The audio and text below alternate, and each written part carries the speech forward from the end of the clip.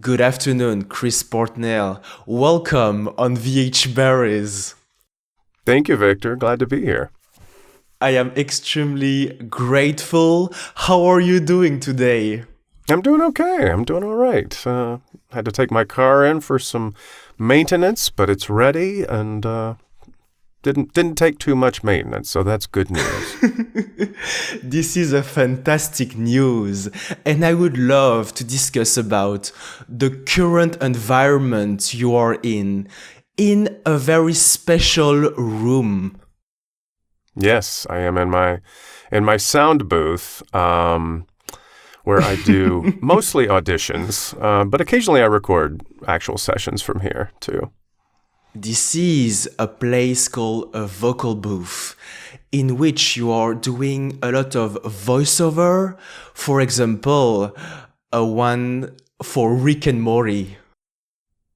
Yeah. I mean, when I record Rick and Morty, I actually go into a different studio. They're whatever studio they've rented to record, which I like that better because it's just I don't have to worry about all the audio engineering aspects of it or watching my levels or anything like that. So it's better to let the pros deal with all that. It is better to leave all of this work with the pros, and I would love Chris Portnell to discuss about obviously Rick and Morty, but also your early days and career, as well as your upcoming project called Senior Year. Can you tell us a little bit more about how it got started? About how the senior year got started, or just my career and all that. Your entire career. Okay.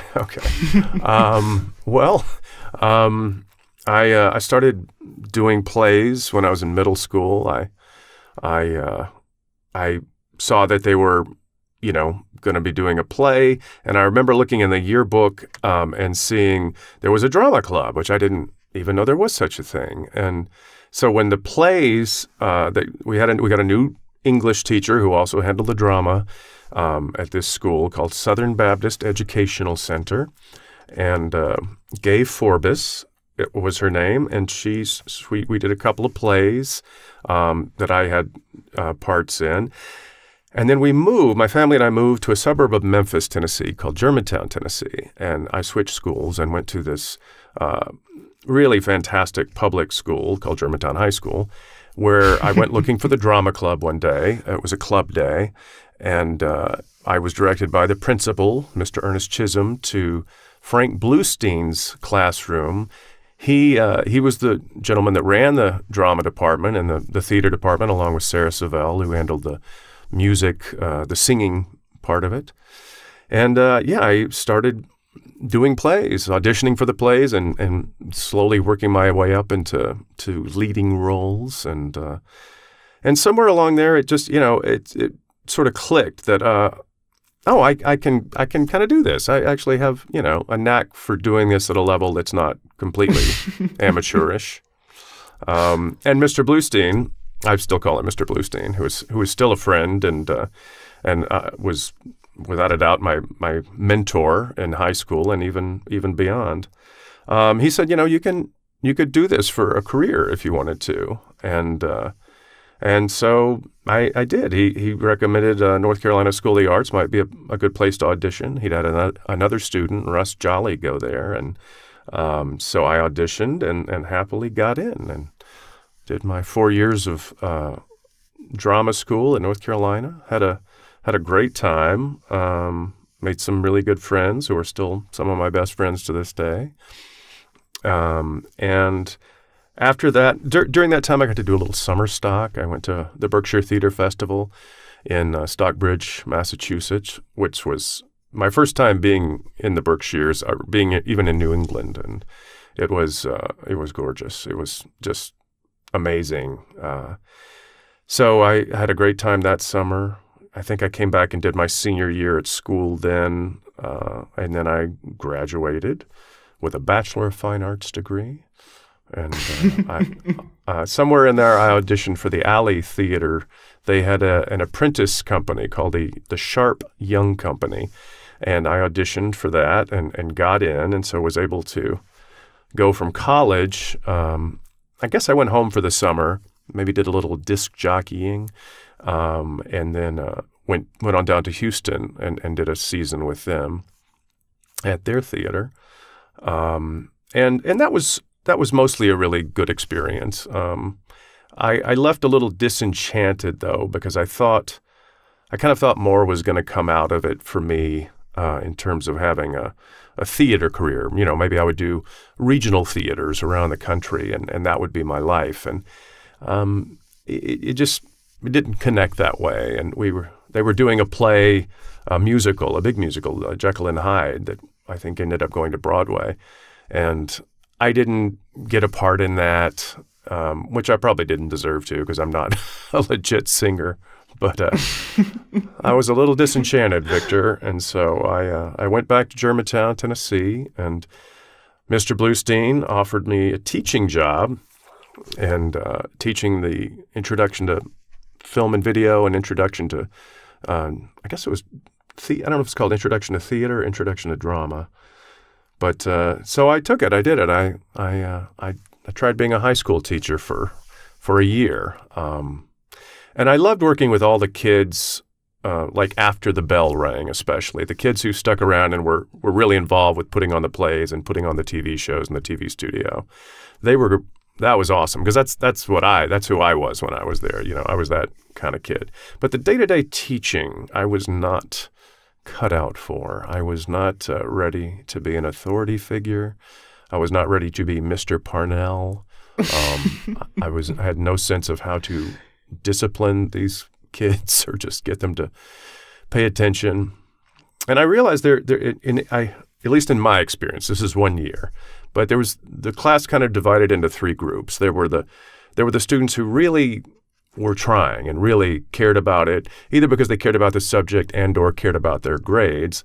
Then there was this middle group of students, which was just kind of, here we are, this is what we're doing. And then there was a little group of students who were just troublemakers, which I was, when I was in elementary school, I was one of those troublemakers. Not in high school, but when I was younger, I was. And but that made it really hard. I guess it was karma. It was fate coming to pay me back. But I taught for a year, and then I realized, I haven't really given this whole acting thing a really good shot. So I either probably need to go to New York or Los Angeles. I always thought it would be New York. I talked about moving there with my buddy Adam. But he fell in love with this wonderful woman, Lonnie, and they ended up living together in Pennsylvania while she went to Swarthmore. And so I had to make my own plans. And anyway, I ended up moving out to LA with my friend Matthew. When I got to LA, I got a job at F.A.O. Schwar's toy store. And some friends said, you should take classes at the Groundlings. I can't remember if it was Dietrich Bader or Kieran and Michelle Mulroney, but they were like, you should start taking classes there. And I did. It was some of the best advice I'd ever received. And I started taking classes. And for those of you who don't know, the Groundlings Theater is improv and sketch comedy. You start out just doing improv, and then as you move your way, if you get up into the third level, this is how it was 1,000 years ago when I went there. You start writing with other people, and you end up starting to do shows, and hopefully you make it into the Sunday show, and then you do that for a while. And if you're lucky, very lucky, you make it up into the main show, the main cast. And that's eventually what happened for me. And while I was in, I don't know if it was the Sunday show, or I guess I was in the main show, but Will Ferrell, Sherry O'Terry, and Chris Kattan all got on Saturday Night Live during that time, and shortly thereafter, Anna Gasteyer. And it was like, wow, we can go from being here at the Groundlings to there on Saturday Night Live if the cards fall our way. And eventually, somebody from the talent department came scouting again at the Groundlings, and I got an audition, and they flew me out there, and thankfully the audition went well, and I got on the show. Did the show for 3 years, got fired, got rehired, and did it for another about 5 years after that. So that got me to Saturday Night Live.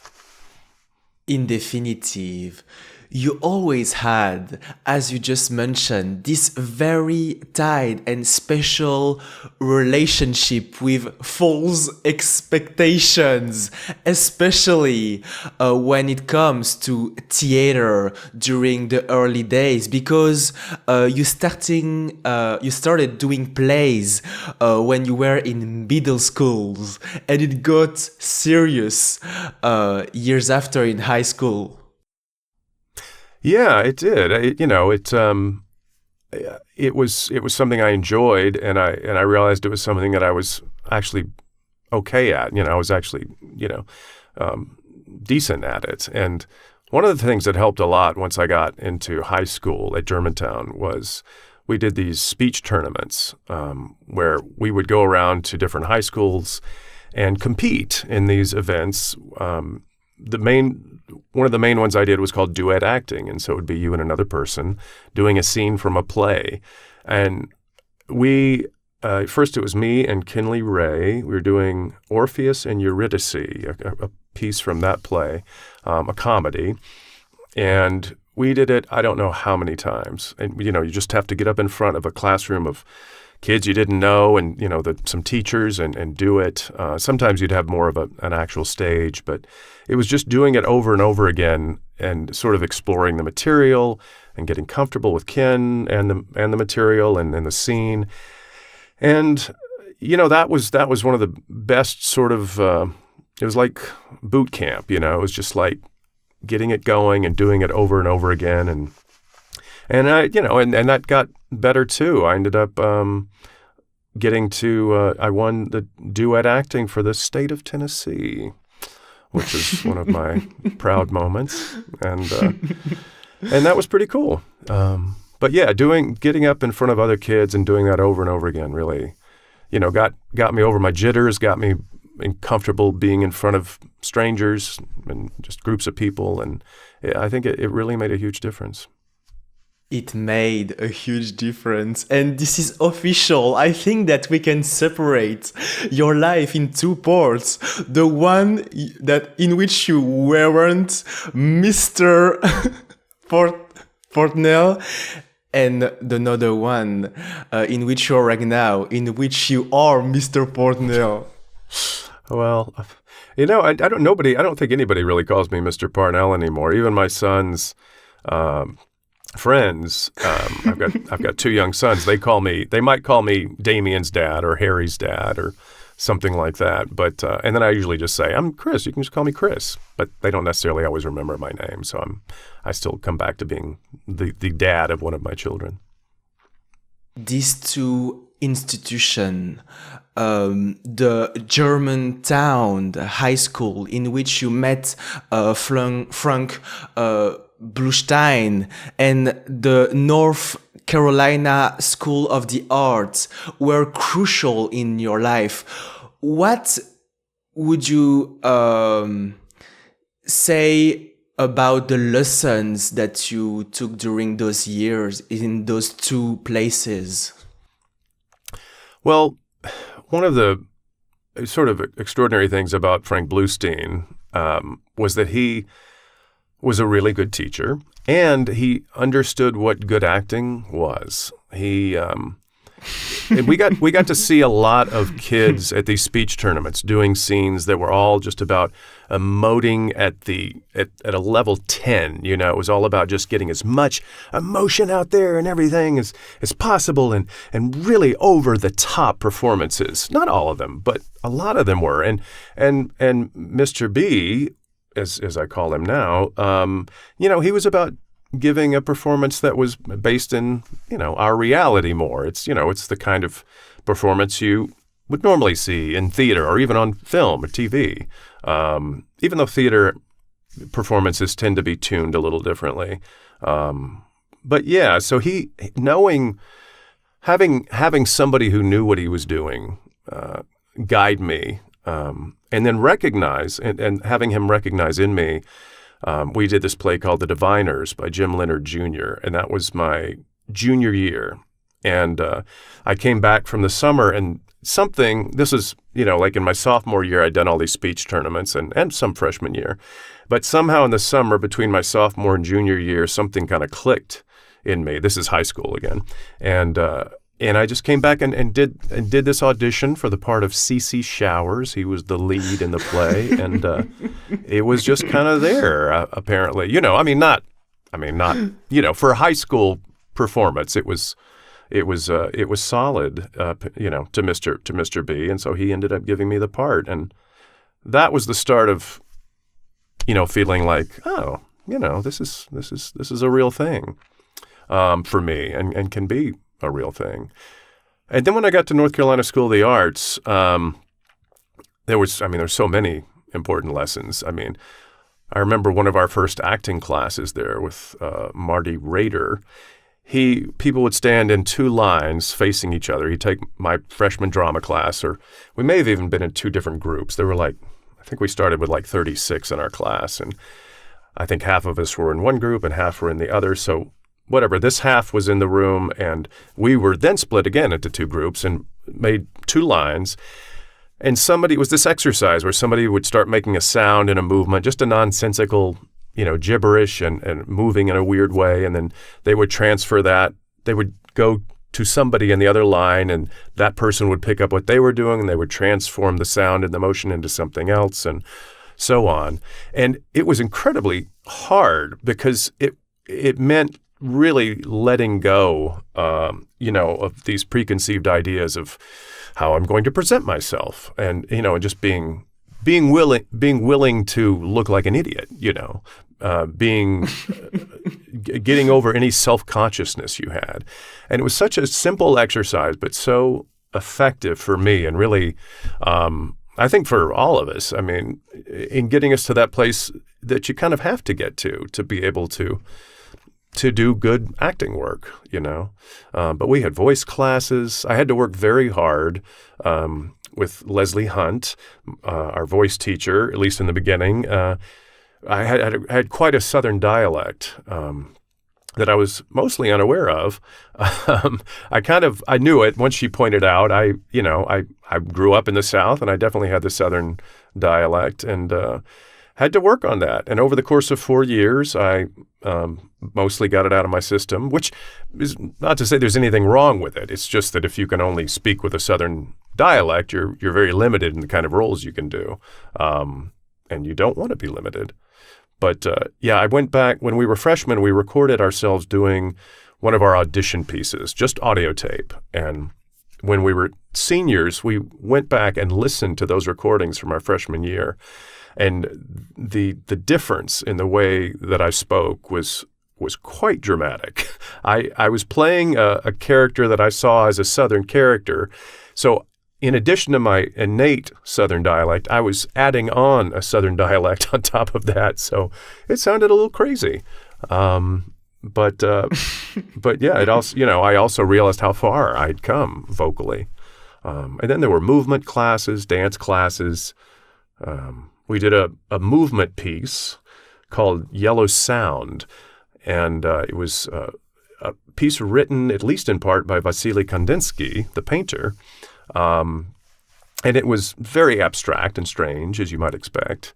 And again, it was a case of me being in like a unitard, moving across stage, making odd sounds and movements and gestures and things. But again,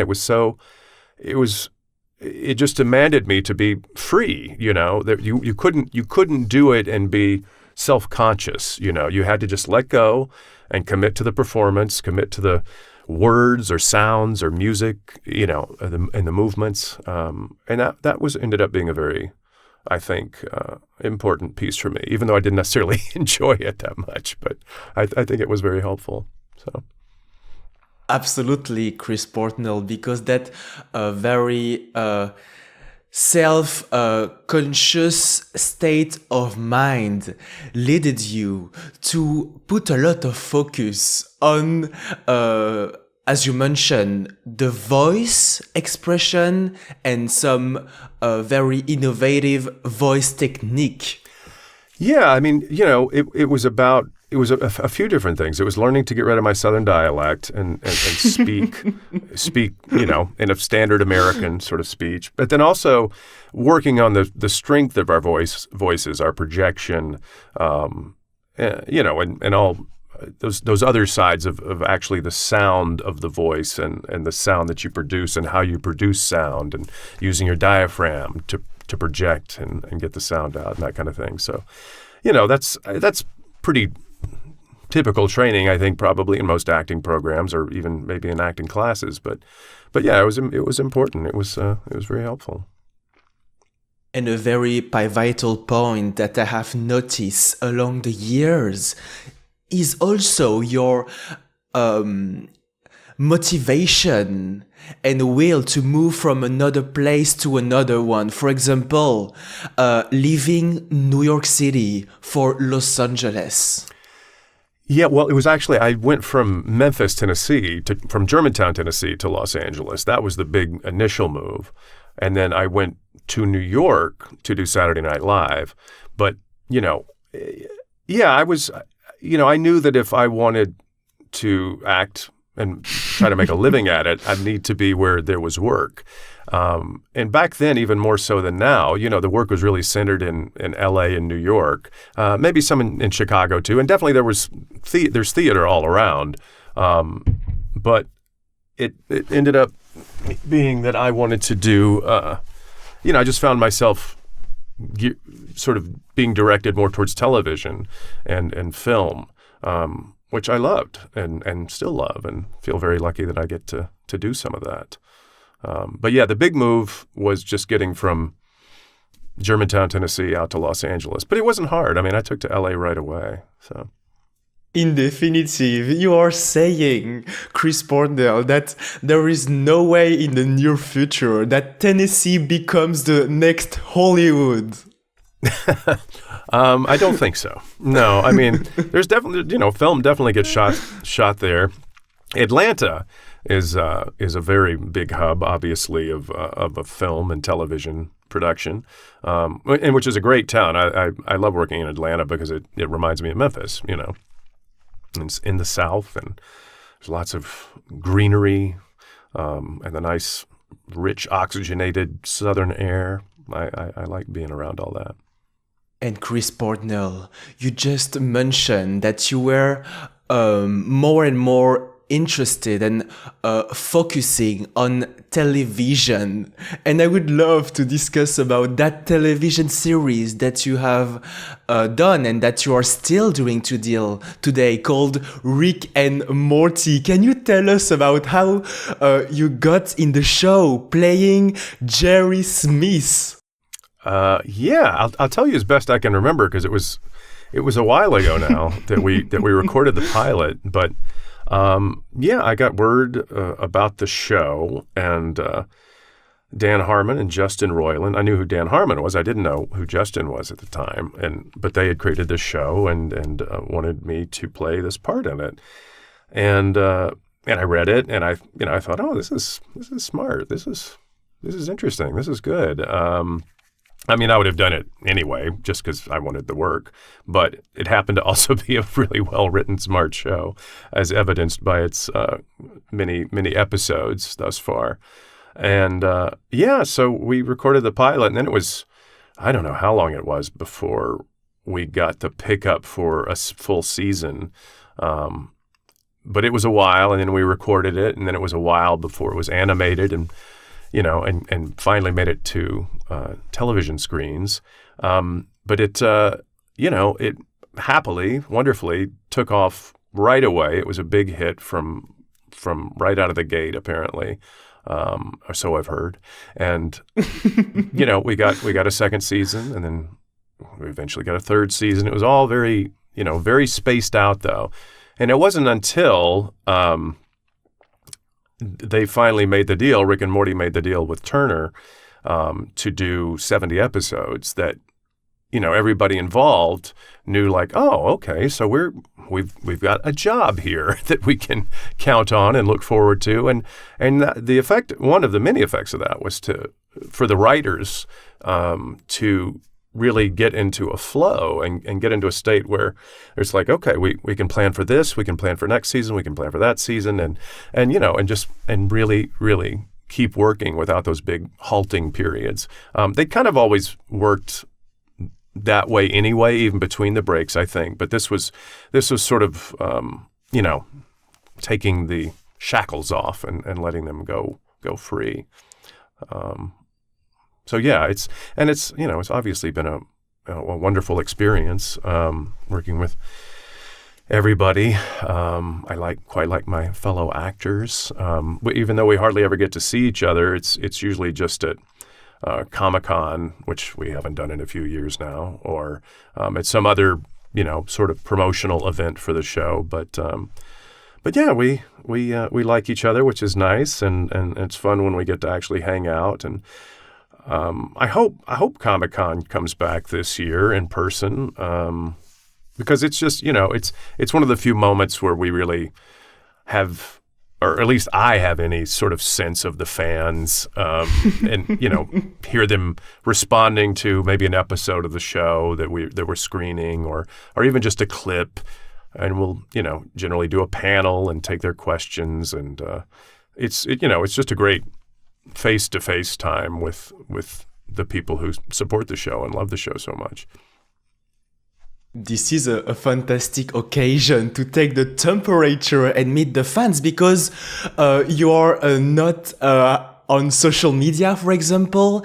And also, I want to say that this is one of the best show ever made in the multiverse, and that we can really feel that you are using your full potential, especially with all of this genius script and dialogues.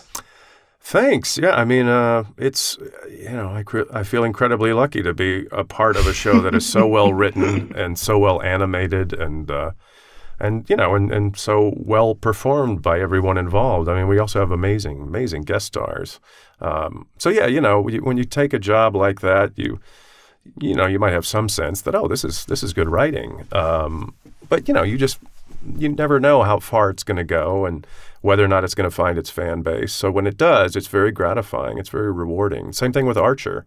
We're doing our 13th season of Archer, recording that right now, and we're almost done actually. But that's again another case of getting to see my fellow castmates at Comic-Con and other events, and also interacting with the fans. And yeah, I mean, I'm on two of the best animated shows on TV, and I'm very, very grateful. And Chris Parnell playing this very special character named Jerry Smith allows you, as I mentioned just before, to become Mr. Parnell, because you are playing a father.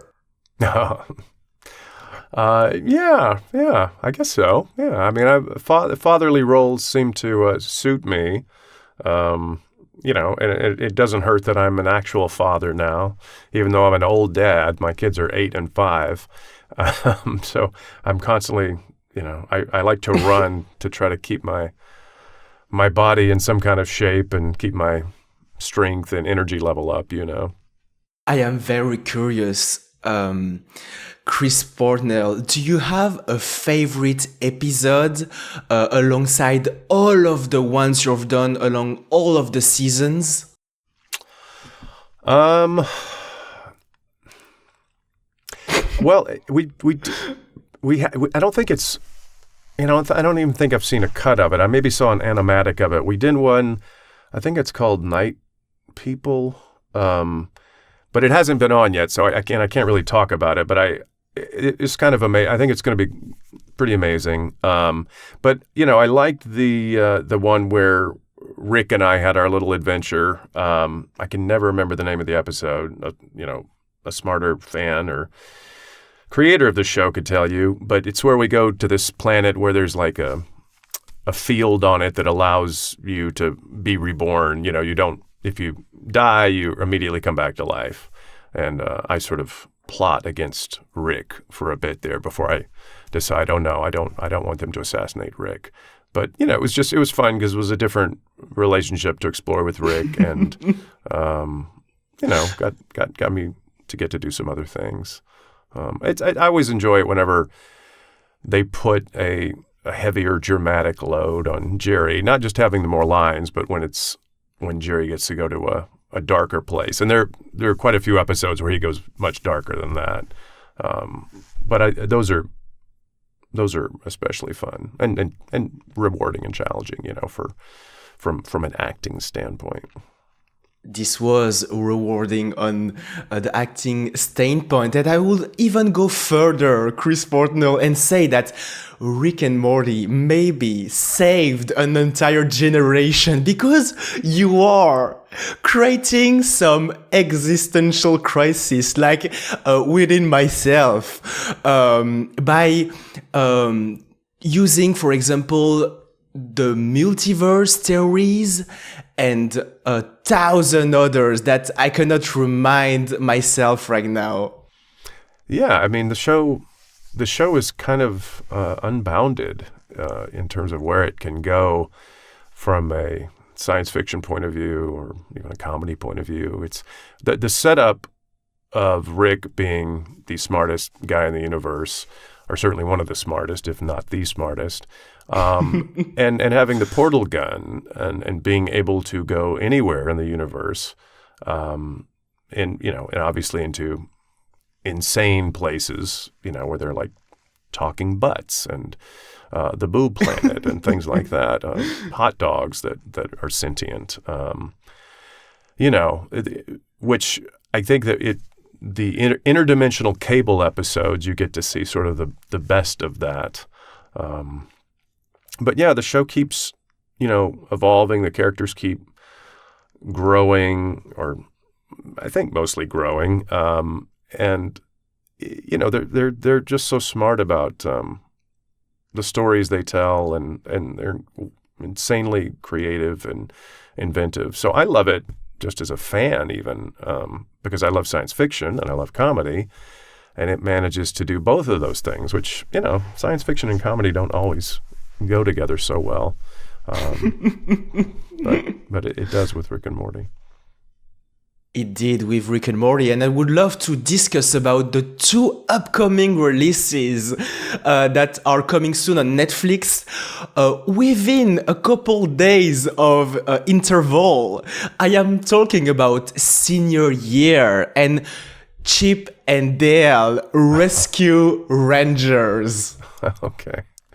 Well, Chip and Dale Rescue Rangers, I am just barely in that. I have I'm actually on camera. I actually have a small on-camera part playing an agent, a talent agent. And I haven't seen it. Akiva invited me to a screening, and I was going to take my older son, but it was a school night, so it didn't work out. But yeah, I'm excited to see it. And then Senior Year is one we shot in Georgia. I guess it was last summer, and that was really one of the most rewarding acting experiences I've had, because it was a part.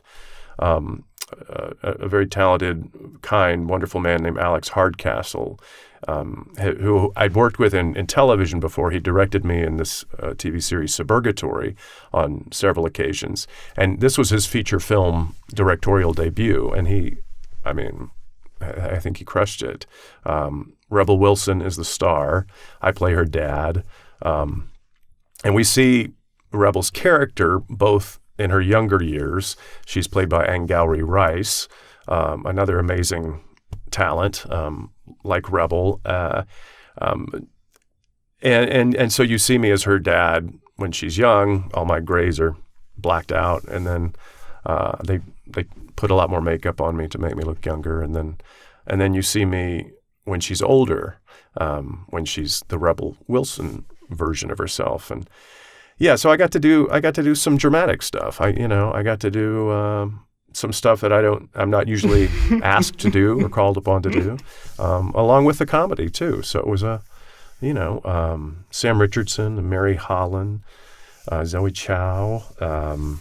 It's a great cast, and I'm sure I'm missing a lot of talented people, but yeah, I have seen it, and I'm going to go to the little premiere on the 10th, and then the public premieres on Netflix is on May 13th. So yeah, I'm excited to see it again, and excited to see how people react to it. But it's a really funny, fun movie. I mean, Rebel's brilliant, and Gowry's brilliant. Everybody's so good in it. But Rebel is just so funny. I mean, there would be times when we were shooting. There's one scene in particular where she throws a fit, like a tantrum, and while we were shooting it, I was thinking, "Oh, this is pretty big. This might be over the top." But oh well, I trust her instincts. And then, sure enough, when I watched the scene at the cast and crew screening, I was like, "Oh yeah, that's hilarious." It was incredibly funny and didn't feel over the top. It was just her great talent and instinct at work. Senior Year, Chris Parnell, is directed by Alex Hardcastle. And as you just said, this might be as dramatic as the robot that only purpose is to pass butter. Hopefully a little more dramatic than that, but yeah. Because he has an existential crisis. Is that what it is? Absolutely. I was referring to Rick and Morty and one of Rick Sanchez's diabolic inventions. Right. I remember now. Yeah. Yeah. The butter might be more dramatic. It's true. In definitive, Chris Parnell, would you have a message to address to the universe? Would I have a message to address to the universe? Oh my goodness. Absolutely. Okay, so I guess this is assuming there are sentient life forms out there in the cosmos. I don't know. It's hard. It's like, do you draw attention to our little planet over here and say, "Hey, we're here. Come see us," because you don't know what their intentions are. So let's just all get along. Can't we all just get along, universe? I mean, I think that let's love each other and be kind, and I think that works well on Earth and for the universe. Chris Parnell, thank you so much for your time. I'm extremely grateful. Sure, Victor. Thanks for having me. It was fun.